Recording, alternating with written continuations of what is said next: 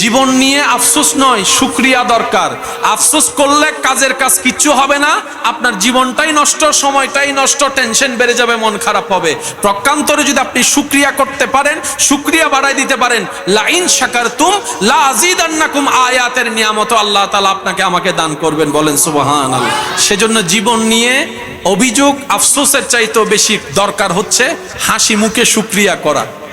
আল্লাহ রসুলের সাহাবা হযরত ওসমান গনি জিন্নুরাইন রাদিয়াল্লাহু তাআলা একদিন নবীজির দরবারে দাওয়াত নিয়ে গিয়েছেন। ইয়া রাসূলুল্লাহ, আমি গরিবের ঘরে আপনি একটু মেহমানদারি করতে চাই। সুবহানাল্লাহ।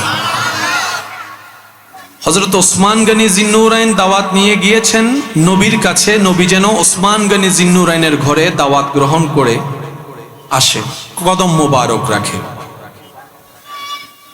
নবীজি দাওয়াত কবুল করেছেন। সুবহানাল্লাহ।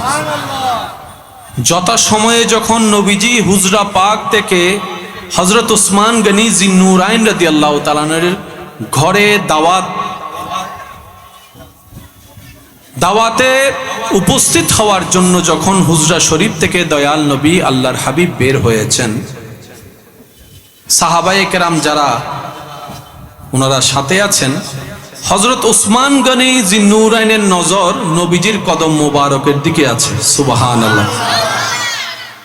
সবাই সামনের দিকে তাকাচ্ছে, ওসমান গনি জিন্নুরাইন নবীজির কদম মোবারকের দিকে তাকায় আছে, আর মুখে জানি মিটমিট করে কি জানি বলছে। জিজ্ঞেস করা হলো, কি দেখছো তুমি এমন করে? বলে যে আমি আমার নবীর কদম মোবারক গোনা শুরু করেছি। সুবহানাল্লাহ। তো নবীর কদম মোবারক গনে তুমি কি করবা? ওসমান গনি জিন্নুরাইন বলে, হুজরা শরীফ থেকে আমার ঘর পর্যন্ত নবীজির যতটা কদম হবে, আমি ওসমান নিয়ত করেছি প্রত্যেকটা কদমের উপর আমি নেসার করব, এক একজন গোলামকে আমি ক্রয় করে আজাদ করে দিব। সুবহানাল্লাহ। আল্লাহু আকবার, আল্লাহু আকবার। এই দৃশ্যটা তাকিয়ে আছেন শেরে খুদা মৌলা আলী হযরত আলী রাদিয়াল্লাহু তাআলা। হযরত আলী রাদিয়াল্লাহু তাআলা দাওয়াত শেষ করে ঘরে আসলেন, বিষণ্ণ মন, চেহারার মলিনতা। মা ফাতেমাতুজ জাহরা রাদিয়াল্লাহু তাআলা বলে, ও আমার প্রাণের স্বামী আলী, আপনার চেহারায় এত মলিনতা কেন? কারণটা কি? আপনি তো দাওয়াতে গিয়েছেন, দাওয়াত থেকে পেরেশান মুখে আসলেন কেন?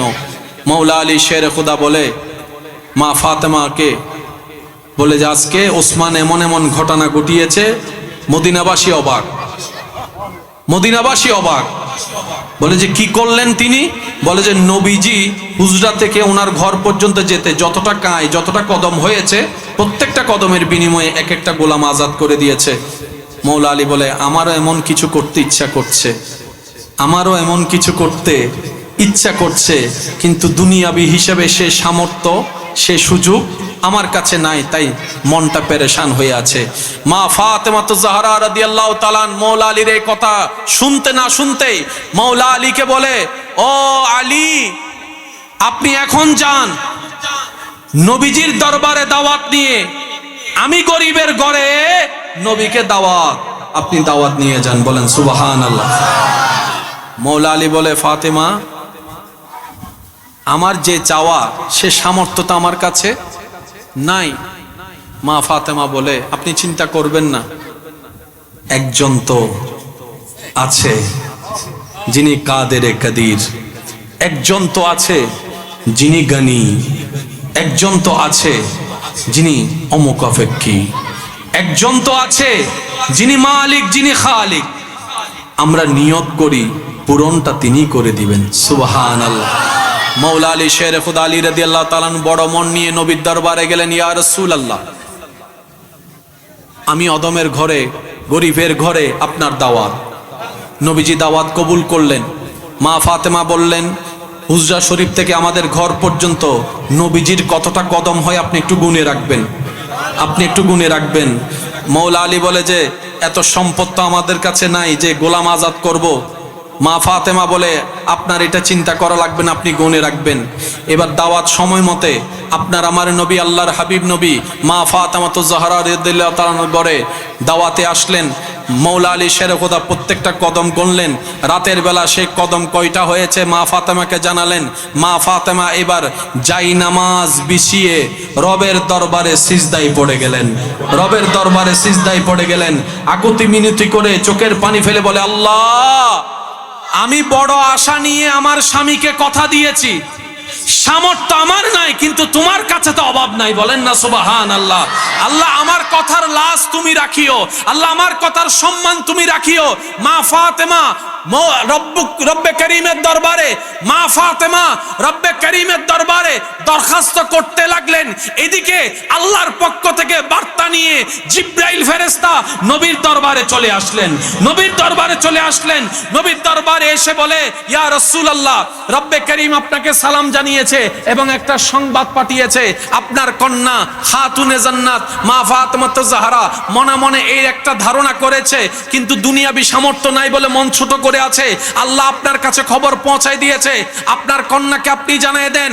আপনার ঘর থেকে মা ফাতেমার ঘরে মৌলা আলীর ঘরে যাওয়ার পর্যন্ত যতটা কদম হয়েছে, প্রত্যেকটা কদমের বিনিময়ে আল্লাহ 100 জন জাহান্নামীকে জান্নাতি করে দিয়েছেন। সুবহান।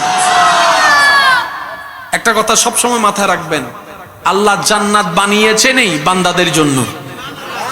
বান্দার গুনায় সে জান্নাত পাওয়ার কোনো যোগ্যতা রাখে, তখন আল্লাহ তাআলা কি করে, বান্দাকে জান্নাত দেওয়ার জন্য বিভিন্ন হিকমত করে। লাইলাতুল কদর সেটা কি? এটা জাহান্নামীকে জান্নাতে যাওয়ার একটা সুযোগ। সুবহানাল্লাহ জোরে বলি, আর একটু মহাব্বতের আওয়াজে বলি সুবহানাল্লাহ।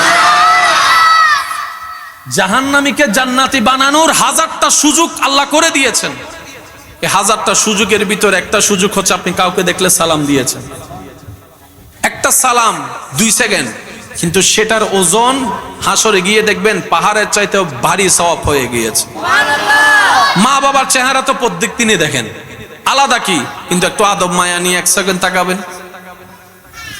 কবুল হওয়া হজের সওয়াব আপনার আমলনামায় লেখা হয়ে যাবে। মেহমানদারি করার সামর্থ্য আপনার পকেটে নাই, তো কি হয়েছে? নবীর উম্মত কখনো লসে থাকে না, তো কি করবে? নবী বলে যে কিচ্ছু করতে না পারো, 1 গ্লাস পানি দিয়ে মেহমানদারি করো, হয়ে যাবে। যদি সেটাও তোমার সামর্থ্য না থাকে, তাহলে মুস্কি হেসে কথা বলো, সেটাও সাদকায়ে জারিয়ার সওয়াব হয়ে যাবে। সুবহানাল্লাহ। নবী রাহমাতুল লিল আলামিনের ডিকশনারিতে লস বলতে কোনো শব্দ, বলেন না, লস বলতে কোনো শব্দ আমরা আসলে চাইতেও জানি না, নিতেও জানি না, রাখতেও জানি না। আওয়াজ দিয়ে বলুন, দোষটা কাদের? আমার মনে হয় আওয়াজটা আর একটু বড় হবে, দোষটা কাদের? মনে রাখবেন আমার প্রিয় ভাইয়েরা, আল্লাহর কাছে কখনো দোয়া করা বন্ধ করবেন না। মন ভরে দোয়া করতে থাকবেন, চাইতে থাকবেন। কামলিওয়ালা মদিনাওয়ালা নবী রাহমাতুল লিল আলামিন বলে, বান্দা আল্লাহর কাছে যত চাইতে থাকে, আল্লাহ তত খুশি হতেই থাকে। আপনি কেন চিন্তা করবেন পাইলে দোয়া করব, না পাইলে করব না? পৃথিবীর মানুষের কাছে চাইলে আপনার স্ট্যাটাস সম্মান কমবে, কিন্তু রবের দরবার এমন একটা আলিশান দরবার, যত আপনি চাইতে থাকবেন আপনার মর্যাদা তত বাড়তে থাকবে। যত রবের দরবারে আদব নিয়ে সিজদায় ঝুঁকতে থাকবেন, তত সম্মান আপনার বাড়তে থাকবে। দুনিয়ার কারো কাছে চাইলে সে একদিন না একদিন 2 কান এই কথা বলবেই, অমুক দিন সে আমার কাছে চেয়েছিল। আপনার ইজ্জত পামসার করে ফেলবে। কিন্তু রব্বুল আলামিনের দরবার এমন একটা দরবার, যেখানে আপনি যত চাইতে থাকবেন, নত হতে থাকবেন, আল্লাহ আপনার সেই ফরিয়াদ কখনো কাউকে প্রকাশ হতে দিবে না, প্রকাশ হতে দিবে না। আপনি বলবেন, আমানতটা আল্লাহ নিজের কাছে রেখে দিবেন। বলেন না সুবহানাল্লাহ। সেজন্য যখনই রবের দরবারে চাওয়ার সুযোগ হয়, মন প্রাণ উজাড় করে চাইবেন।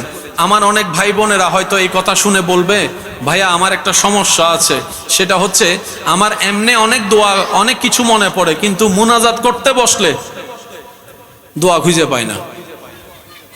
এরকম অনেকেই, মানে কিভাবে বলবো, কিভাবে চাইবো, আসলে আমার কোনো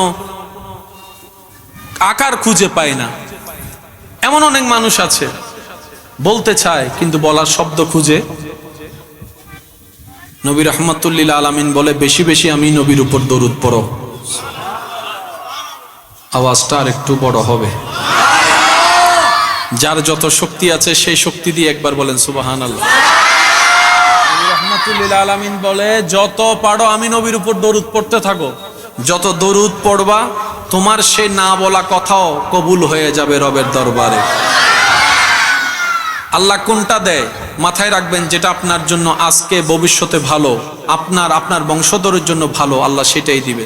আমাদের দৃষ্টিতে অনেক ভালো ভালো জিনিস এমন আছে যেটা আমাদের জন্য ভবিষ্যতে খারাপ হবে, কষ্টের হবে, সেজন্য আল্লাহ তাআলা আমাদেরকে সেটা দেন না। হাজার কান্না করলেও দেয় না। কেন দেয় না? কারণ আমরা তো আজকের দিন দেখতেছি, আল্লাহ তো কিয়ামত পর্যন্ত সবকিছুই জানে। কথা বলেন ঠিক কিনা? সেজন্য না পাইলে আফসোস হওয়ার দরকার নেই। আপনি যখন দোয়া কবুল হবে আপনি শুকরিয়া করবেন আপনার চাওয়াটা আল্লাহর পছন্দ হয়েছে বলে। আর যদি আপনার দোয়াটা কবুল না হয় আপনি তখন মনকে বুঝ দিবেন, মনকে বলবেন আমার চাওয়াটা হয়তো ভবিষ্যতের জন্য আমার জন্য ভালো হবে না, সেজন্য আমার রহমান আমার রব সেটা আমাকে দান করে নাই। রব দিলেও আলহামদুলিল্লাহ, না দিলেও আলহামদুলিল্লাহ। বলেন না সুবহানাল্লাহ। আসার সময় তো কিছু নিয়ে আসিনি, যাই আছে তাই তো সব উনার দান। তো নিজের বলতে আসলে কোনো কিছু। পৃথিবীর সৌন্দর্যের তিনটা ডাইমেনশন আছে।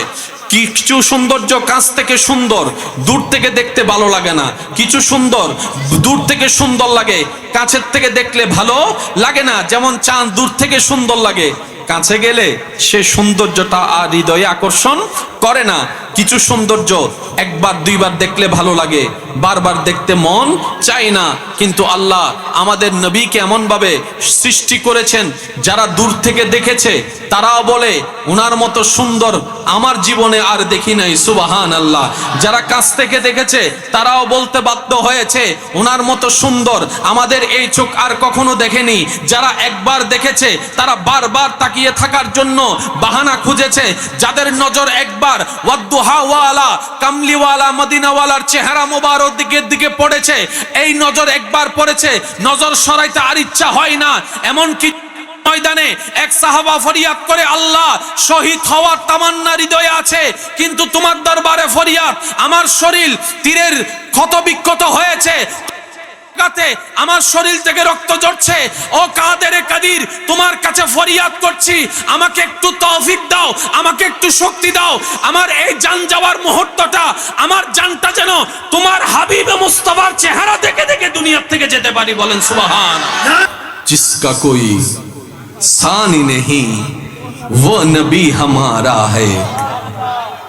आशिक जोर से बोलो सुबहान अल्लाह।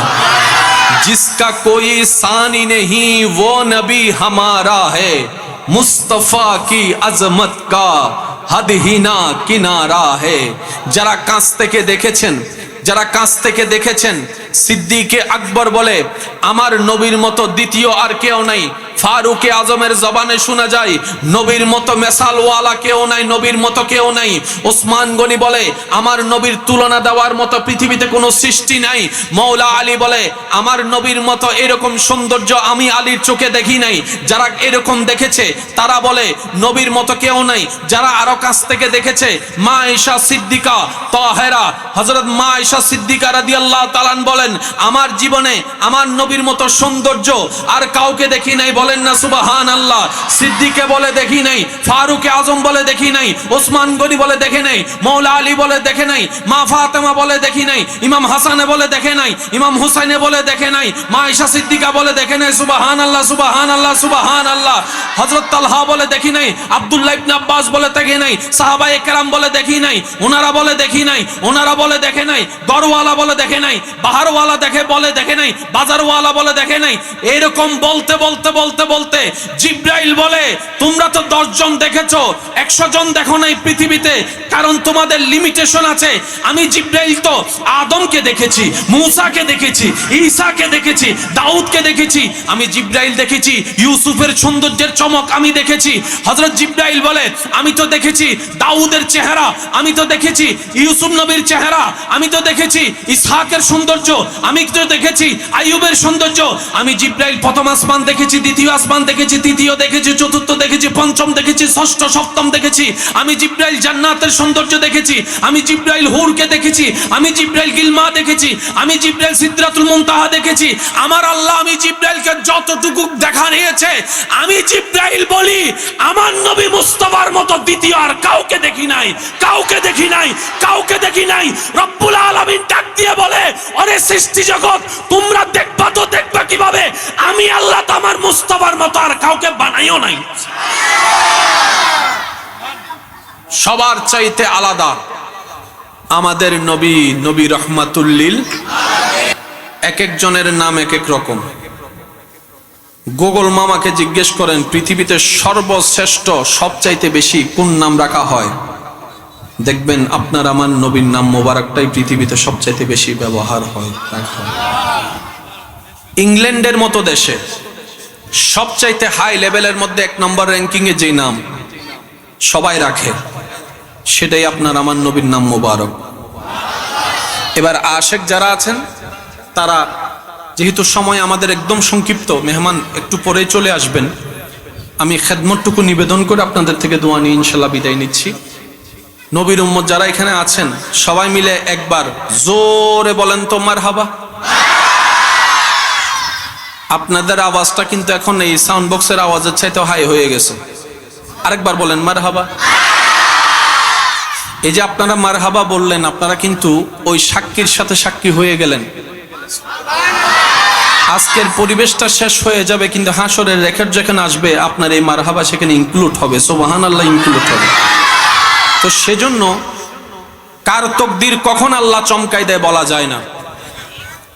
10 জনের কাছে হয়তো আপনার দাঁড়িয়ে থাকাটার কোনো ভ্যালু নাই, হতে পারে, কিন্তু আপনার রবের কাছে যদি আপনার দাঁড়ানোটা পছন্দ হয়ে যায়, এমনও হতে পারে এই জায়গায় যারা বসে আছেন তাদের চাইতে আপনি 10 বছর আগে জান্নাতে চলে গিয়েছেন। সেজন্য কাউকে ছোট করে দেখার কোনো কিছু। এমন অনেকে মাইকের আওয়াজের মধ্যে আছেন যাদের দিল চাচ্ছে আসতে, কিন্তু পরিবেশ ব্যবসার কারণে আসতে পারছে, ওনাদের হাজিরও কিন্তু এখানে হয়ে যাবে। এবার ফুল ভলিউম একবার বলেন সুবহানাল্লাহ, মাশাআল্লাহ। আর একটু জোরে বলেন না সুবহানাল্লাহ। এবার একবার বলেন আল্লাহু আকবার। এবার আমি আমার নবীর উম্মত এখানে মাঝখানে যারা আছেন, এখানের ভিতরে যে কোনো একজনে তাকবীর দেন, যে কোনো একজন।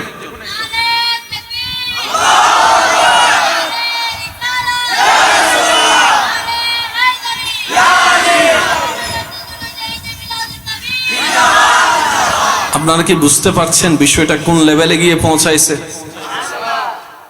যার এখনো দুনিয়া বুঝার বয়স হয় নাই, সে ইশকে মুস্তাফা বুঝার চেষ্টা করছে। নাতে সরকার কি পড়তা হুঁ মে, बस इसी बात से घर में मेरी रहमतें होगी। एक तेरा नाम वसीला है मेरा, रंजो गम में बस इसी नाम से राहते होगी। শুনি না আরো জোরে। আজি এর টাইম হম তো এটা লাগ জমের দে বেশি। ये सुना है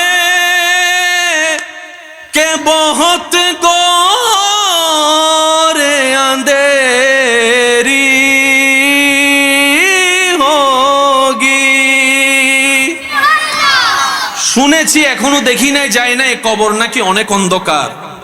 শায়ের লেখক বলে শুনেছি কবর নাকি অনেক অন্ধকার। তো অন্ধকারে তো ভয় পাওয়া স্বাভাবিক, কিন্তু যেতে তো হবে কবরে, দ্বিতীয় কোনো অপশন। তো লেখক নিজেকে নিজে বলছেন ইয়ে সুনা হে কে কবর মে বহুত अंधेरी होगी। এবার নিজেকে বলছেন, নিজেকে বুঝ দিচ্ছেন উনি। कब्र का खौफ ना रखना ए दिल,